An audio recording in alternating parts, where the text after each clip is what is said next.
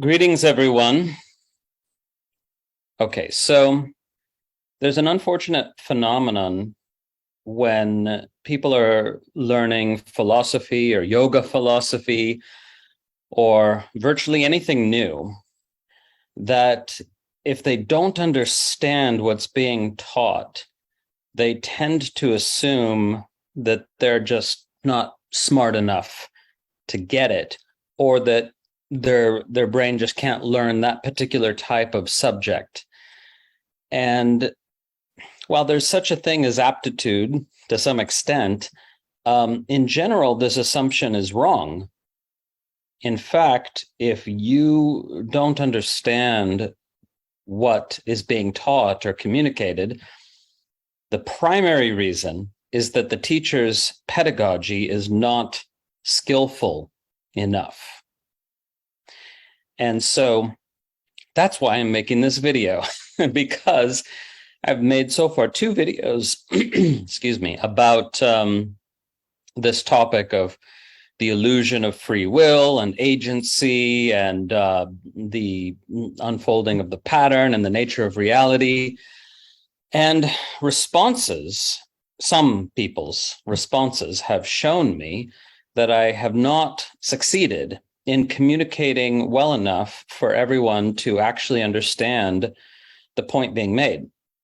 So, one obvious example is if a content creator looks at the comments of the YouTube video or wherever else it's posted and sees people arguing against a different point than the one that was actually made or attempted, then that's good evidence that the pedagogy is not skillful enough. And this actually happens very, very often. People are arguing against something that's different from the view that's actually being propounded.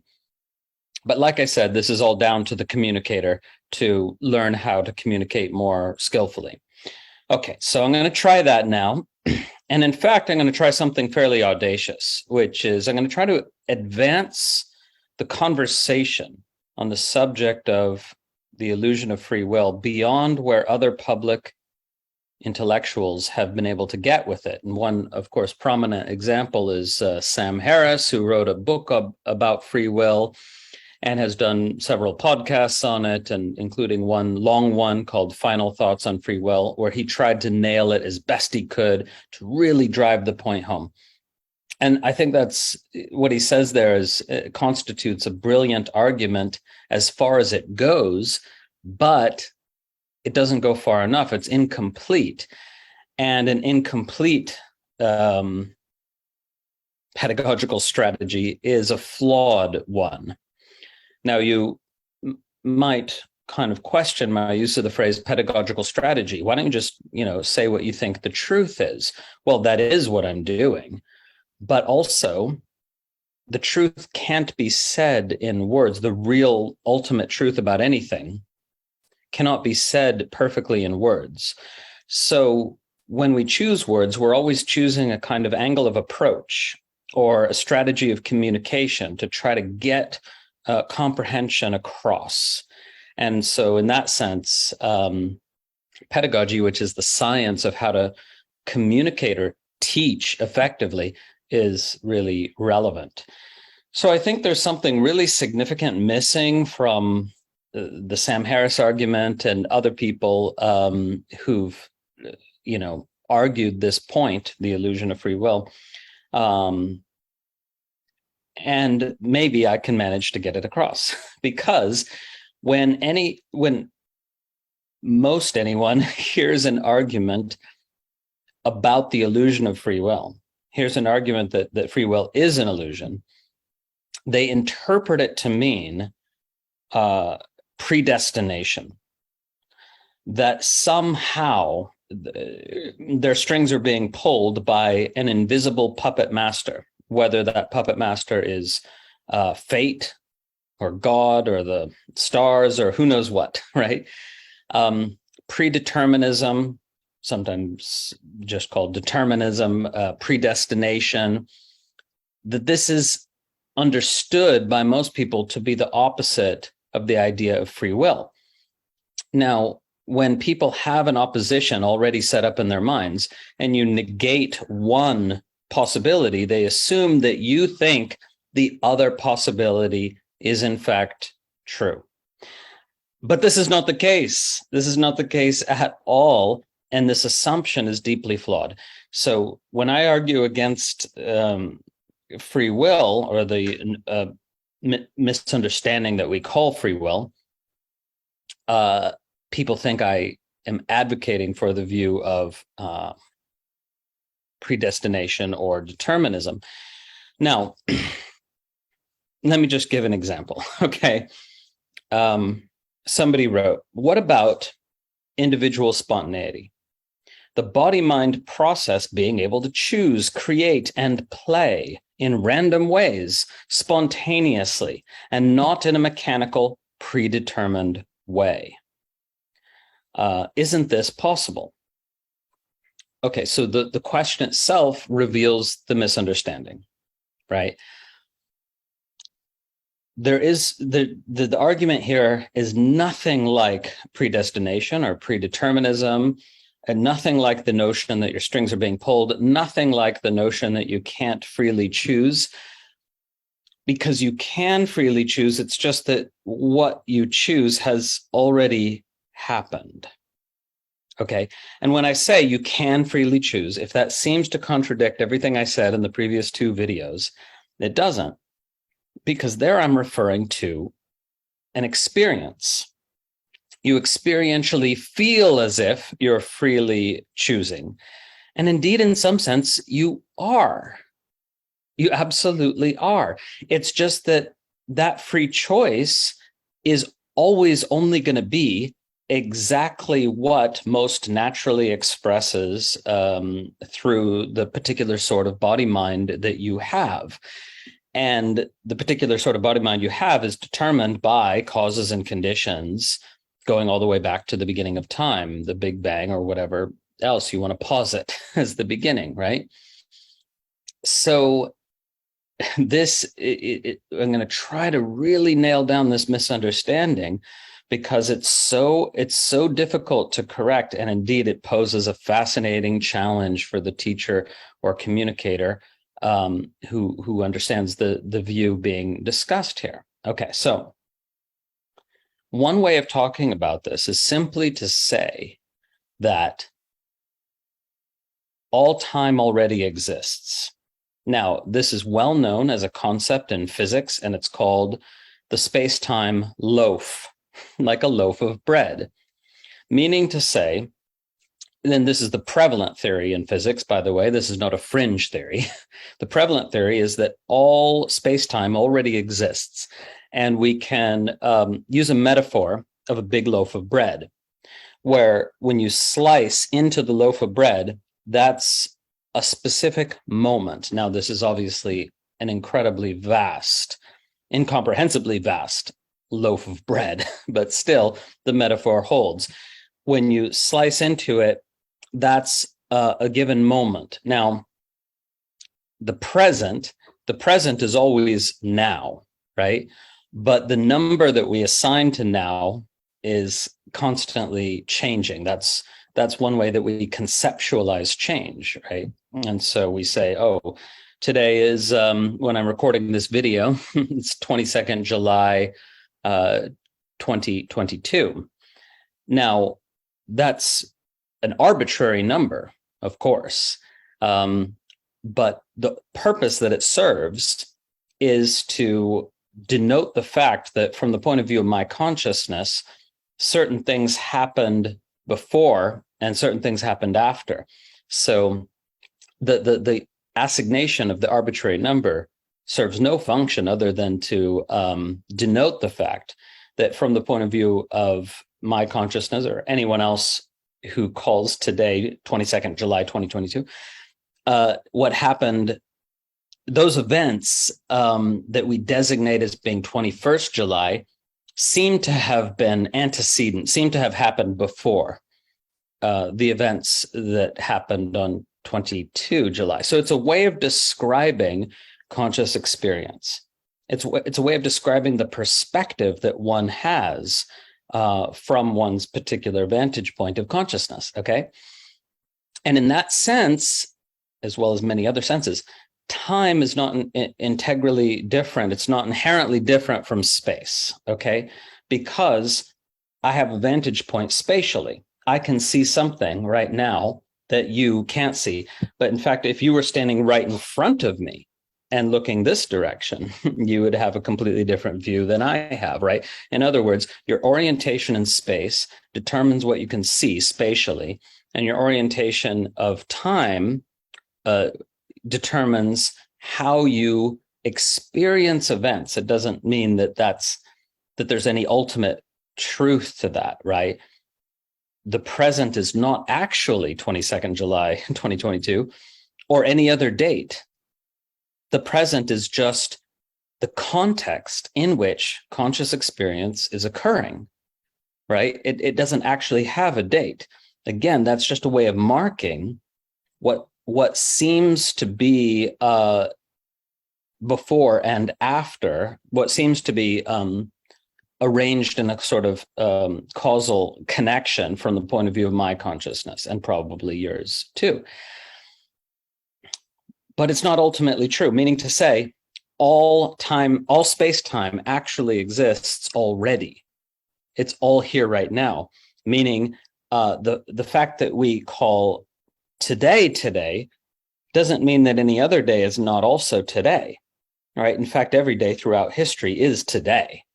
It's just a matter of what vantage point you have on space-time. It seems to you that this day is subsequent to some other day from your current vantage point. And if you walk a little ways to yonder hill, you're going to have a different vantage point. You're going to see something different that you couldn't see from over here. And in the same way, if you walk a little bit into what we call tomorrow, you're going to see something different. But it's not actually ever tomorrow. It's only ever today, right? Okay, so this is all hopefully perfectly comprehensible. Here's where it gets weird. The entire space-time loaf already exists, meaning everything has already happened. It couldn't be otherwise. And now, how do we know that that's true? We can know that that's true both scientifically and spiritually.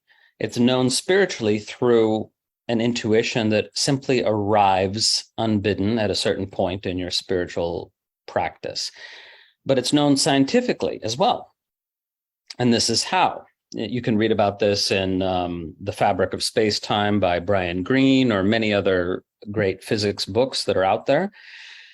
If an alien very, very far away, like on the other side of the galaxy, had a super powerful telescope and was looking at Earth, and the telescope was so powerful that they could see to the level of, sort of what we're doing, human activity on planet Earth, okay? If the alien is traveling away from us at the time that they're looking through their super powerful telescope, they will see into our past.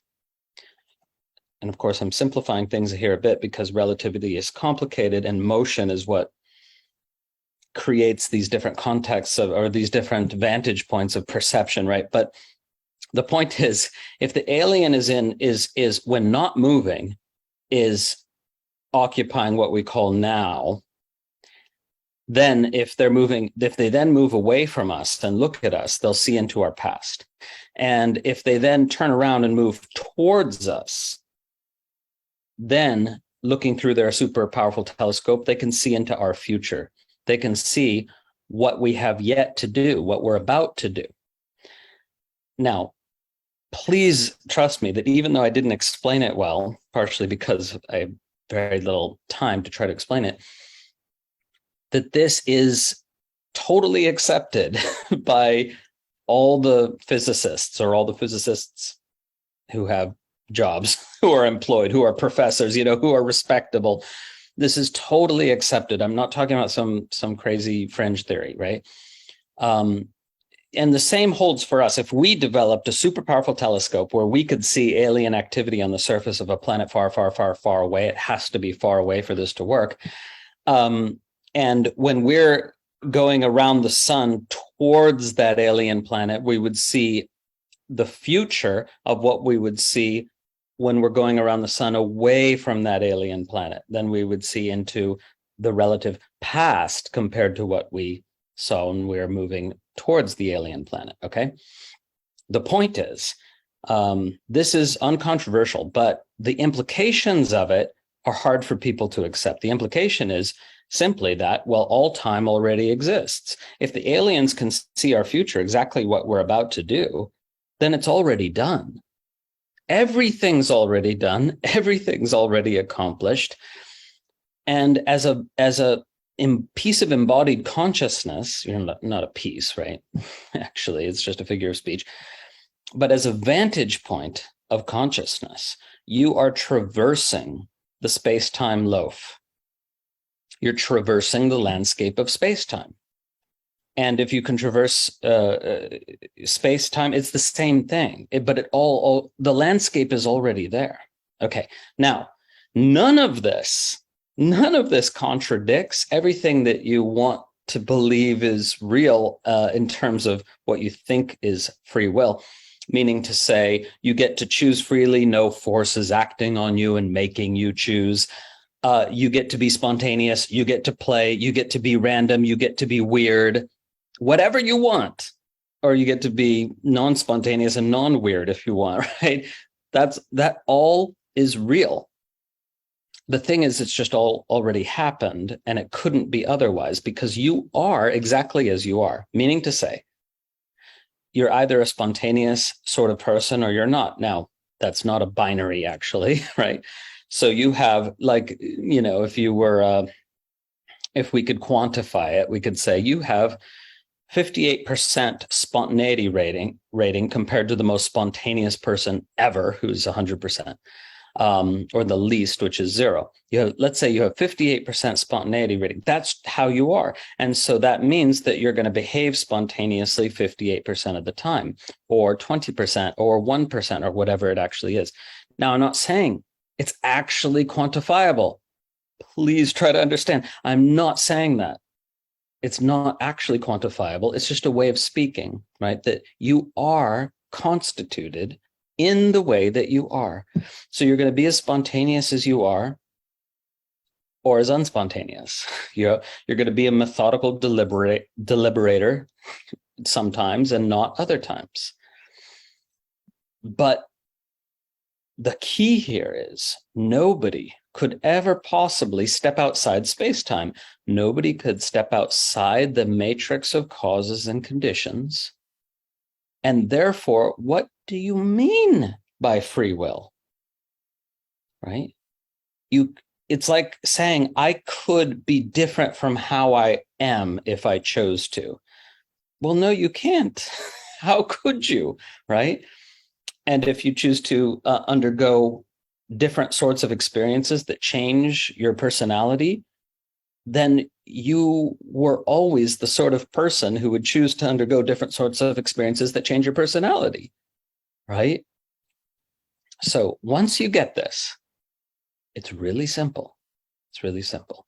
So if then this description of the nature of reality doesn't mean that you're not free in all the ways that you want to be free, then what's the point of it? What's it actually communicating? Well, if you actually get what's being talked about here, you become truly, irrevocably free from guilt, from regret, from self-recrimination, from self-loathing, and from self-assault and beating yourself up, right? Let that sink in. You really do. You can become free of all those things because you know in your bones, not just your head, if you get this view, that you couldn't have been different than how you were at any given moment. And so, of course, you were going to make the mistakes that you did. You had to. And of course, you're going to make the mistakes you have yet to make. You have to. Okay. Now, you get to be, if you understand this, grok it, get it on the embodied level, then you do get to be free of guilt, regret, self-recrimination, etc., but not necessarily grief. In fact, grief is a healthy, normal response when you have unwittingly inflicted pain on someone else. So if somebody comes to you and says, hey, you really hurt me, and you go, oh, well, I couldn't help it. There's no free will. So whatever, get out of my face. Then you're using the teaching here presented for what's called spiritual bypassing. You're using it to try to exempt yourself from the very real, important human moment of facing and acknowledging the unintended consequences of your actions and grieving them. Other times you get to celebrate them, so it all comes out in the wash, okay? But grieving the unintended consequences of your actions need not include any guilt, regret, self-recrimination, or self-loathing. And if you can grieve the consequences of your actions when they facilitate pain for others without any of those things, that shows you have actually understood this teaching that doesn't in any way impinge on your freedom as you understand it, right? So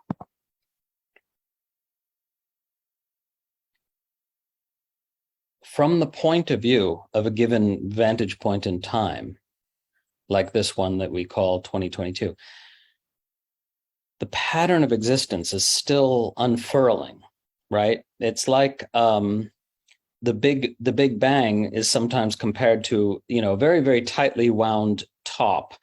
And then boom, it starts spinning, and it spins and spins and spins and eventually spins down. There's other metaphors that one could use, and none of them are quite adequate. But the idea is that everything was set in motion at the beginning, and then it all unfurls according to the initial conditions of the system, including a degree of randomness. Okay, so this is, I'm trying to just do a little postscript here to close the last doubt, to close the door on the final doubt about this doctrine, because people say, wait, are you talking about determinism? Everything is determined. There's no such thing as randomness. No, there's such a thing as quantum randomness. It's a very, very small effect as far as we can tell, right? But still it exists.